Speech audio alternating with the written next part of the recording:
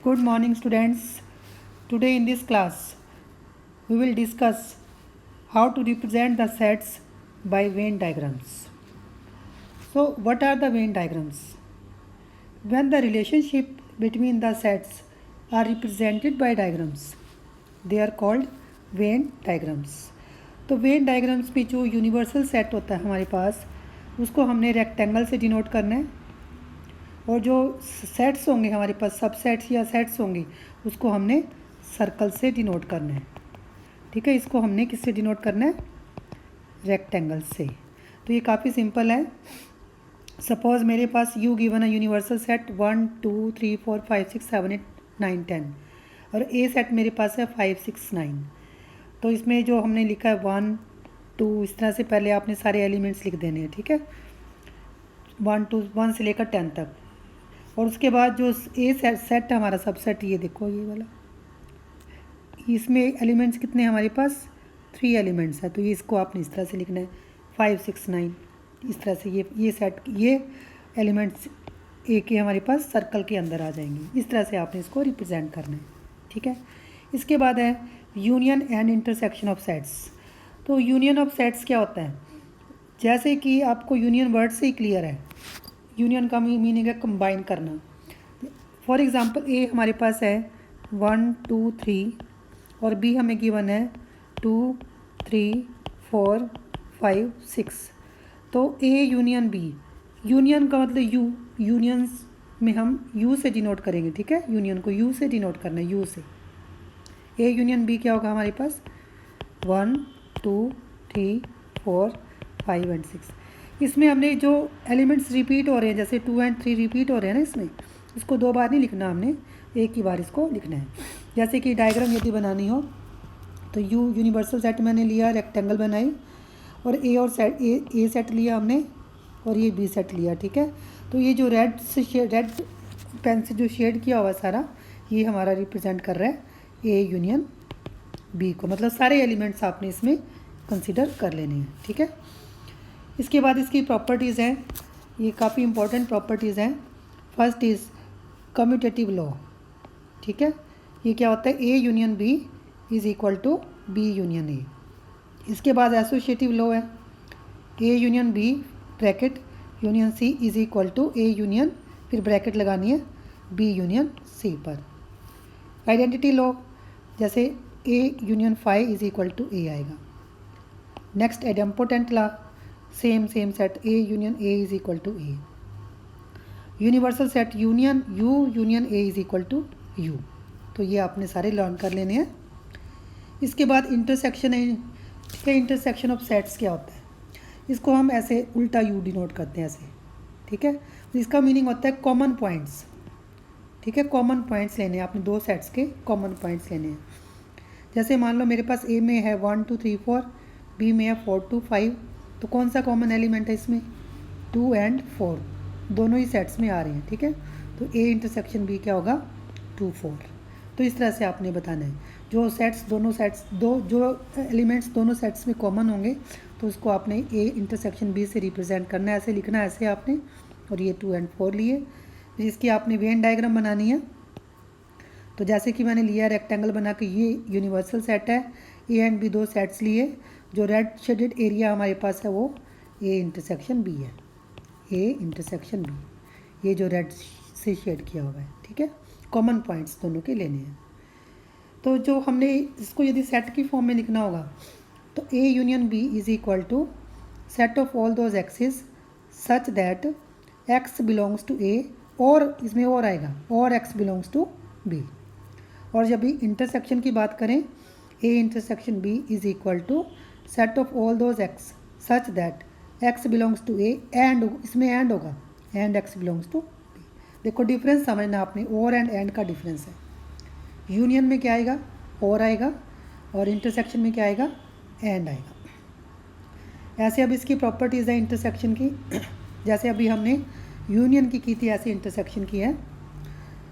A intersection B is equal to B intersection A. तो ये कौन सा लॉ बना हमारा? Commutative law. ऐसे एसोसिएटिव लॉ में क्या है?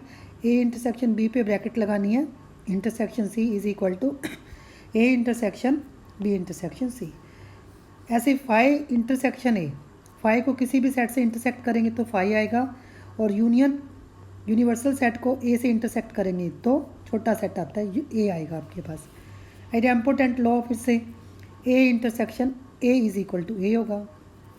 इसके बाद है distributive law, A intersection B union C bracket लगानी है is equal to A intersection B के ब्रैकेट लगानी है, देन यूनियन लेना आपने, फिर ए इंटरसेक्शन सी के ब्रैकेट लगानी है। तो ये काफ़ी इंपॉर्टेंट लॉ है, ठीक है। ए इंटरसेक्शन बी फिर union bracket A intersection C. तो इसको वेन डायग्राम से देखो हमने कैसे रिप्रेजेंट करना है। सपोज हमने यूनिवर्सल सेट लिया यू, सभी में लिया हमने, ठीक है।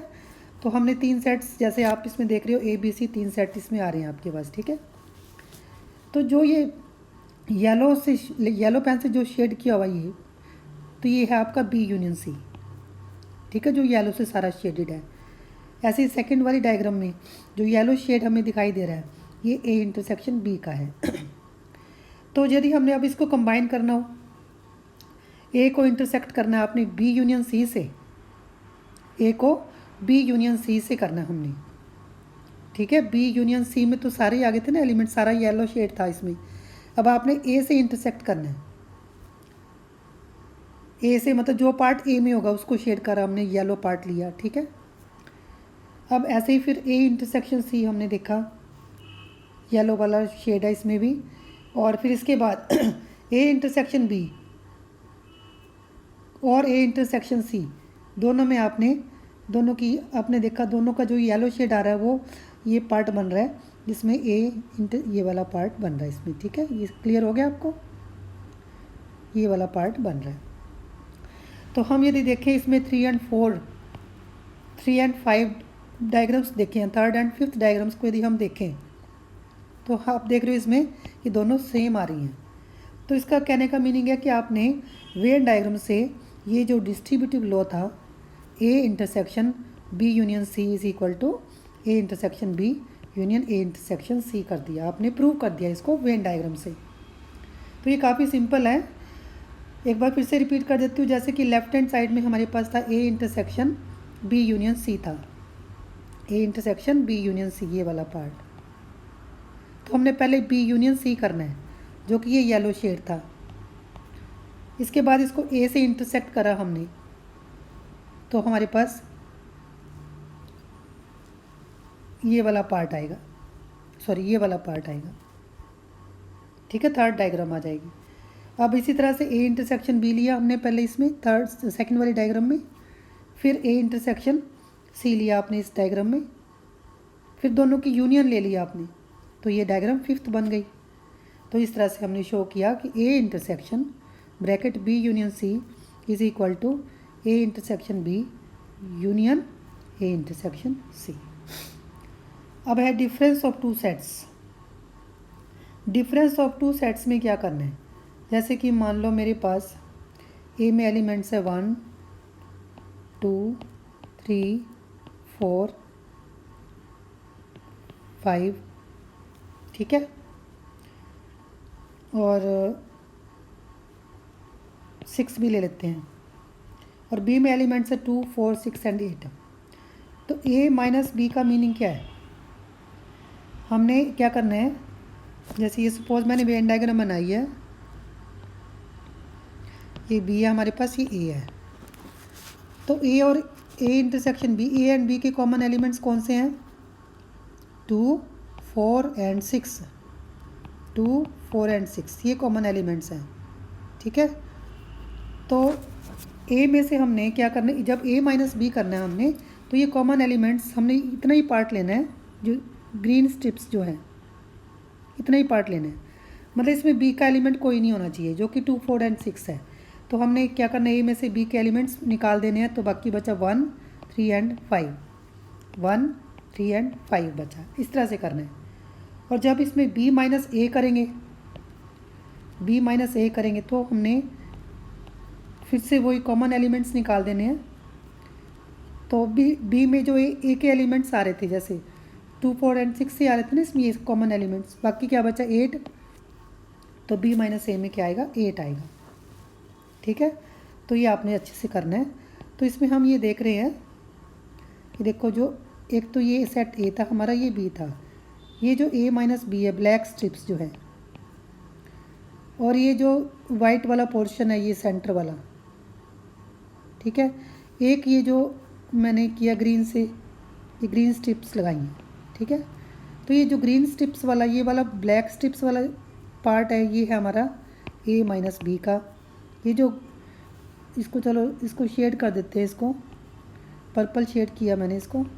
पर्पल जो शेड वाला है ये पार्ट मेरा ए इंटरसेक्शन बी का है। जो ग्रीन स्ट्रिप्स वाली है मेरा पार्ट है, ये है मेरा बी माइनस ए। तो आप इसमें देख रहे हो कि तीनों में कुछ कॉमन तो नहीं है ना, black strips, purple part and green strips, इन तीनों में कुछ भी कॉमन नहीं है, तो they are mutually disjoint sets. जब कुछ भी कॉमन नहीं होता तो उसको क्या कहते हैं, म्यूचुअली डिसजॉइंट सेट्स, ठीक है। तो ये आपने नोट करना है। जो नेक्स्ट हमारा है वो है कॉम्प्लीमेंट ऑफ सेट। कॉम्प्लीमेंट क्या होता है?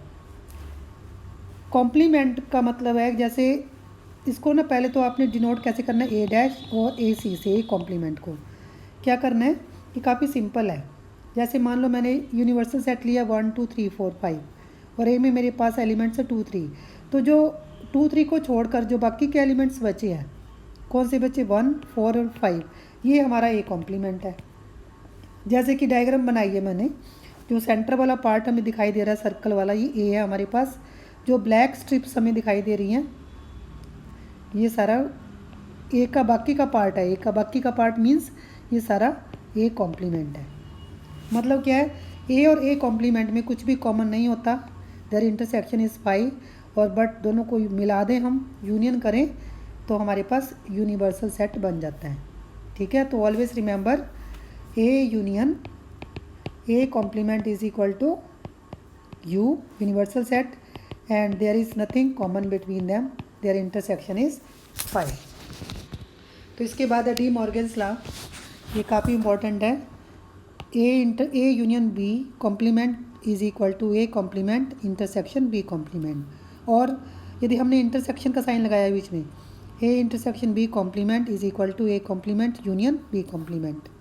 अब ए कॉम्प्लीमेंट का कॉम्प्लीमेंट लेंगे तो ए आएगा, 5 का कॉम्प्लीमेंट लेंगे, एम्प्टी सेट का कॉम्प्लीमेंट ए होता है, और यूनिवर्सल सेट का कॉम्प्लीमेंट 5 होता है। तो ये सारा आपने याद रखना है। अब इसकी जो आपकी एक्सरसाइज, जो नेक्स्ट एक्सरसाइज में आएगी, इसकी एप्लीकेशन है सेट्स की। तो इसके लिए हमें एक फार्मूला याद करना है, number of elements in A union B is equal to number of elements in A plus number of elements in B. ये काफ़ी इंपॉर्टेंट है, इसको आगे एक्सटेंड करेंगे। तो सबसे पहले हमने देखना ये है कि जब ए इंटरसेक्शन बी में, मतलब ए एंड बी में कोई एलिमेंट्स कॉमन नहीं होंगे ऐसे, तो उनकी इंटरसेक्शन क्या होगी, 5 होगी। तो उनके इंटरसेक्शन में कितने एलिमेंट्स होंगे, 0 एलिमेंट्स, कोई भी नहीं होंगे, ठीक है। तो ये जैसे कि डायग्राम से भी हमें क्लियर है, जैसे ये यूनिवर्सल सेट बना हुआ है और ए और बी से हमें क्लियर है कि number of elements in A union B is equal to number of elements in A plus number of elements in B. तो इन जनरल जो थियरम हमारी एक्चुअल में है वो है number of elements in A union B is equal to number of elements in A plus number of elements in B minus number of elements in A intersection B. तो इसको आपने अच्छे से समझना है।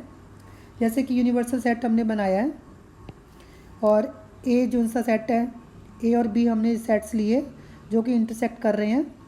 जो ऑरेंज शेड है वो ए माइनस बी का है, जो पिंक शेड है वो बी माइनस ए है, और जो वाइट शेड है वो ए इंटरसेक्शन बी है। ये आपने समझना है पहले तो, ठीक है। फिर से देख लो आप एक बार इसमें से, डायग्राम में से, जैसे ए माइनस बी, ये जो पार्ट बना ए माइनस बी का है,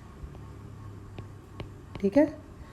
और ये जो सेंटर वाला पार्ट है, इसको पिंक कर देते, शेड पिंक, ये आपका है ए इंटरसेक्शन बी। और ये जो इसको ग्रीन शेड कर लेते हैं, ये बना हमारा बी माइनस ए। तो पहले भी मैंने डिस्कस किया था कि तीनों जो उनसे डिसजॉइंट सेट्स हैं, कौन कौन से तीनों, A minus B, A intersection B and B minus A, इन तीनों में कुछ भी कॉमन नहीं है।